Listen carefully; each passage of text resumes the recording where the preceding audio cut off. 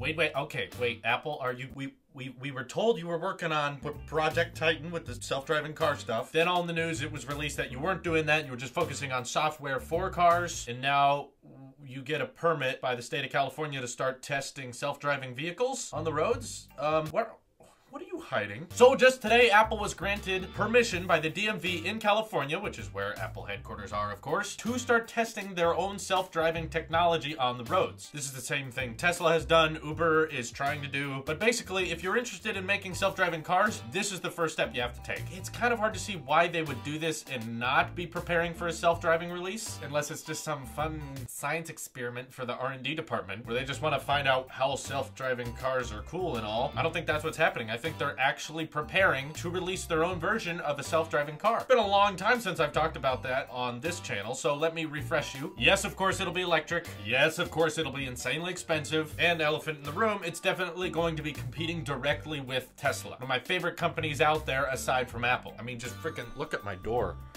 Pan over a little. Look at that. That's a Tesla flag right there. What I love about Tesla is they're so much like Apple, but in an entirely different field, as in they just want their car to make sense. They're looking for the most efficient and best way to do something, which I believe is electric power. Yes, you can't have the range of a gas car, but you can't fill up your gas car at home. This is silent, it's faster, more accelerated, but it's not just electrically powered. They're able to observe the surroundings around them and take action when necessary to protect the driver, which is ultimately incredibly important when getting people place to place. That's why I'm so fascinated that Apple really wants to go head-to-head with Tesla. They think the same. Tesla designs their own software and hardware that works together. They reinvented an industry, the automobile industry, something Apple is known to do, reinvent industries. So now you have two companies that all think about the core user experience, about everything making sense, about designing hardware and software inside and out, not worrying about an expensive price tag, just focusing on making sure you have the best product possible. These are all things Apple and Tesla share. In fact, I understand that Tesla doesn't make smartphones and computers, but in terms of ideology, Tesla, I think, is the most like Apple in terms of companies. Not to mention Elon Musk is a personal hero of mine, and I'm sure many of you. It's so exciting to know that these two companies will now actually have a competing force, which is going to be incredibly difficult for Apple, because as we're seeing in the news, Tesla is working on lots of more different models of their cars. A pickup truck, a self-driving semi-truck, the Model 3 being released at the end of the year, the official version being unveiled in just a couple months. The Model S is one of the most popular luxury cars out there, with all these incredible features that keep changing as time goes on. Yes, they're buggy, but I do believe Tesla's way of making cars is the way of the future. And I'm really proud that my boy, Apple, is finally gonna provide some actual competition with Tesla. Now, don't get me started on the Tesla killers, Faraday Future, and there's a bunch of other car companies out there that have made these concept cars that are better than the Model S in these ways. It's faster, it turns better, it looks cooler. I've seen all that crap. What none of them seem to be doing is actually, you know, selling their cars or knowing how to manufacture them on a massive scale. These companies all feel fairly hypothetical to me, and they're just trying to grab attention. Like, we know how to make cool cars too. Look at us,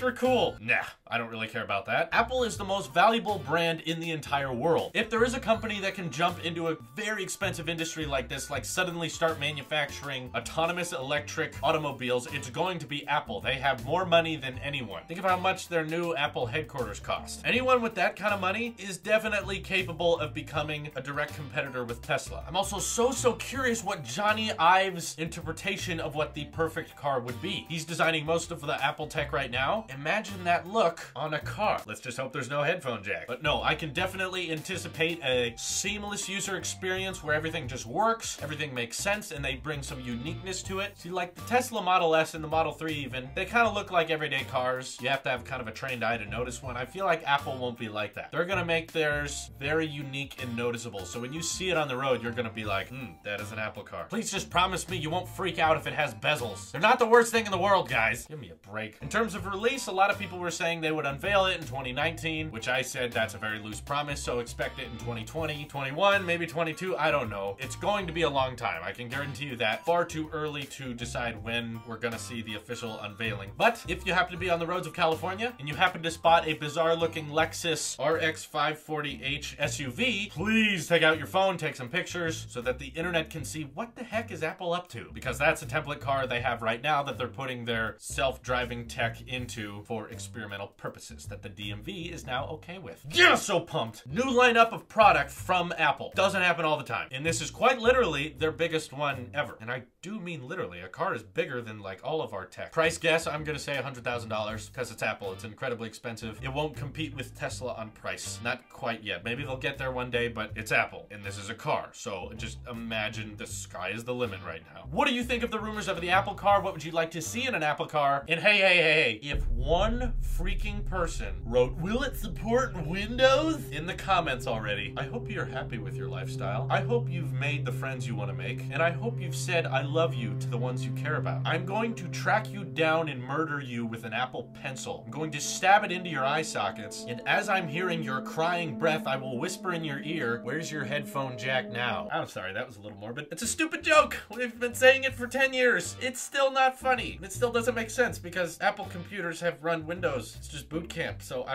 don't get the joke. Please shut up about it. It's not funny. This is your Apple Sheep here, and I will see you in the next one.